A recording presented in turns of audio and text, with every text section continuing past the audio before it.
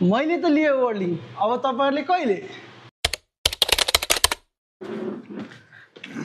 ओ साथी के छ? साथी के छ? बसौँ साथी। ओ ल थ्याङ्क्स।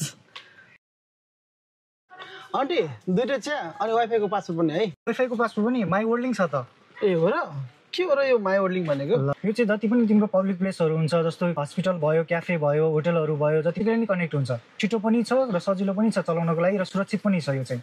ए हटस्पट अकाउन्टहरुमा हेर त त्यहीँनिर पनि छ, त्यसरी पोलमा चाहिँ सबै ठाउँमा राखेको हुन्छ, खुल्ला पार्कहरुमा चाहिँ। त्यसो भए मेरोमा पनि कनेक्ट गरिदिउ न यार। नि तिम्रो घरमा नि वर्ल्डिङको इन्टरनेट जोडेको छौ र?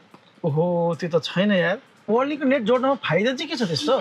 फाइदा मात्रै हैन, यसको सुविधाहरू पनि धेरै छन्। जस्तो 14,000 भन्दा बढी ठाउँहरुमा चाहिँ वाइफाई पनि छ, जसमा चाहिँ पुग्ने बित्तिकै सजिलोसँग कनेक्ट पनि गर्न सकिन्छ।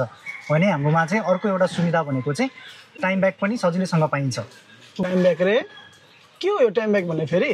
वर्ल्डिङले आफ्नो तर्फबाट चाहिँ 24 घण्टा भन्दा बढी सेवा अवरुद्ध भएको खण्डमा चाहिँ त्यसको कम्पेन्सेसन पनि प्रोभाइड गर्छ, जसमा चाहिँ जति दिन हजुरको नचलेको हो ती दिनहरु चाहिँ फेरि त्यसमा चाहिँ कम्पेन्सेसन रूपमा चाहिँ दिन्छन्। साथै यसमा एउटा ब्याकअप नेटवर्क पनि छ नि, यो पनि अर्को एउटा सुविधा हो। यति धेरै सुविधा? अब फेरि ब्याकअप लिङ्क भनेको चाहिँ के हो?